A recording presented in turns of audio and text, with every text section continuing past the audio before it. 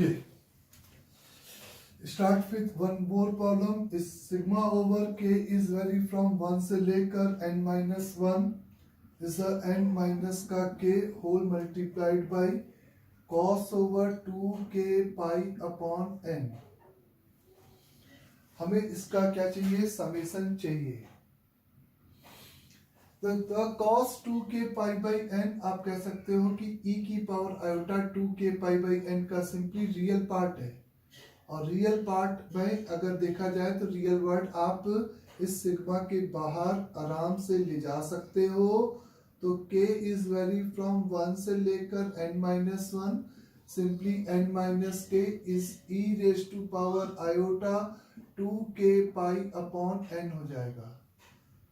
यहाँ तक सभी को क्लियर हो गया होगा आसानी से.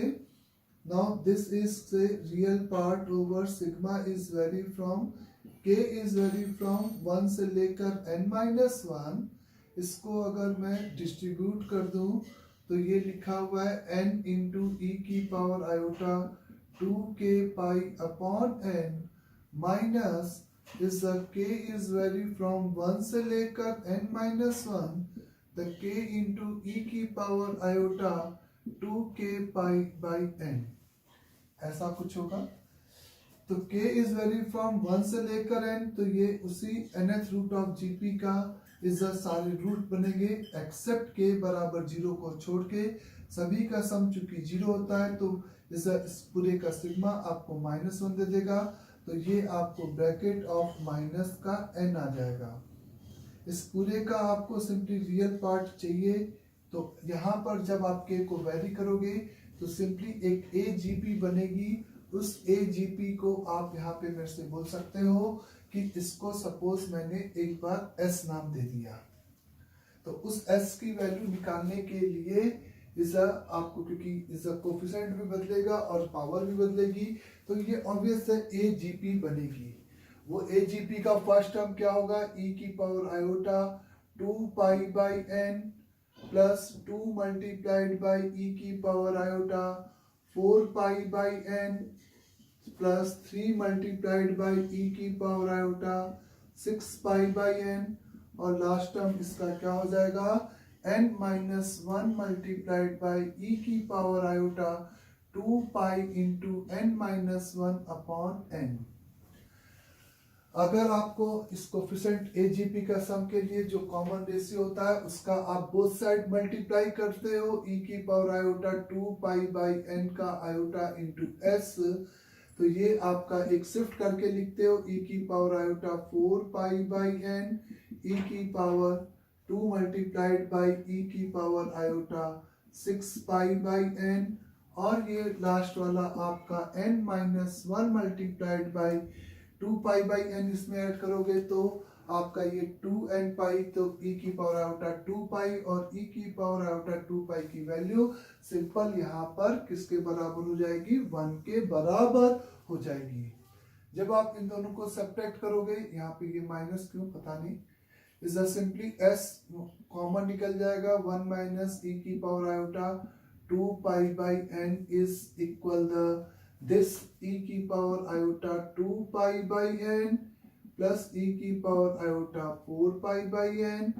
ऐसे करते करते e की पावर आयोटा इसके जस्ट नीचे कोफिशिएंट 1 के साथ ये आएगा n minus 1 upon n minus of n minus 1. ये फिर से nth रूट ऑफ इस GP का समेशन लिखा है जिसका सम की वैल्यू ऑब्वियस है. अगेन माइनस का 1 होगा, माइनस का n माइनस 1 डिवाइड ये होगा, तो दिस इज माइनस का n. तो s का वैल्यू माइनस का n 1 माइनस e की power iota 2 pi by n के बराबर. 1 के साथ e की पावर आयोटा को जोड़ने का तरीका वही पुराना है. डिनोमिनेटर को आप यहाँ पे सिंप्लीफाइड कर रहे हो. 1 माइनस का cos 2 pi by n minus का आयोटा साइन का 2 पाई बाई n. ऐसे लिखोगे. इसको लिखोगे 2 sine square pi by n minus का 2 iota sine pi by n into cos का पाई बाई n. इसे यहाँ से आप माइनस का आयोटा स्क्वायर लिख के 2 आयोटा, इसमें से 2 आयोटा माइनस के साथ sine pi by n common निकाल दिया, तो ब्रैकेट में आपके पास e की power iota pi by n आ गया। तो now the s is equal the minus n divided by minus का 2 iota into sine pi by n and e की power iota pi by n ऊपर चला जाएगा, माइनस से माइनस बढ़ जाएगा। तो सिंपली यहाँ पर आपको n whole multiplied by is the cos का pi by n minus iota का sine pi by n is divided by is the 2 iota into sine pi by n आ जाएगा। तो आपको इसी s का वैल्यू ये आ गया और रियल पार्ट चाहिए था, तो अगर मैं केवल इसका रियल पार्ट लिखूं तो वो रियल पार्ट की वैल्यू हो जाएगी माइनस का n बने इज अ माइनस, एक पहले ये वाला जिंदा वाला माइनस, और s की जो रियल पार्ट की वैल्यू हो जाएगी कि आयोटा आयोटा साइन मरेगा, तो इज अ सिंपल यहाँ पे माइनस का n डिवाइडेड बाई 2 आ जाएगी। तो यहाँ पे प्लस का n बाई 2, तो ओवरऑल आंसर इज सिंपली कितने के बराबर हो जाएगा बच्चों, माइनस का n डिवाइडेड बाई 2 के बराबर ये आपका यहाँ पे इसका आंसर होगा।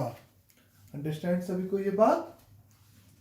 तो जब भी आपको ये 2k पाई बाई n या 2k पाई बाई कोई भी नेचुरल नंबर डिनोमिनेटर में हो, तो आप इस तरीके से उसको nth रूट ऑफ यूनिटी से इस तरीके से सिंपली कंपेयर यहाँ पर कर सकते हो, कहने का मतलब है ना। तो ये एक इस तरीके के प्रॉब्लम हम लोग ने किया था, जिसमें अब एक कोफिशिएंट लीनियर कोफिशिएंट आ जाने से वो एक AGP में बदल जाएगी और AGP का सम आप आसानी से वहां पे पुट करते हुए इस तरीके से प्रोसीड कर सकते हो। Next problem, if I say कि if the Z1 and Z2 are, if Z1 and Z2 are the nth root of unity, if Z1 and Z2 are the nth root of unity, which subtend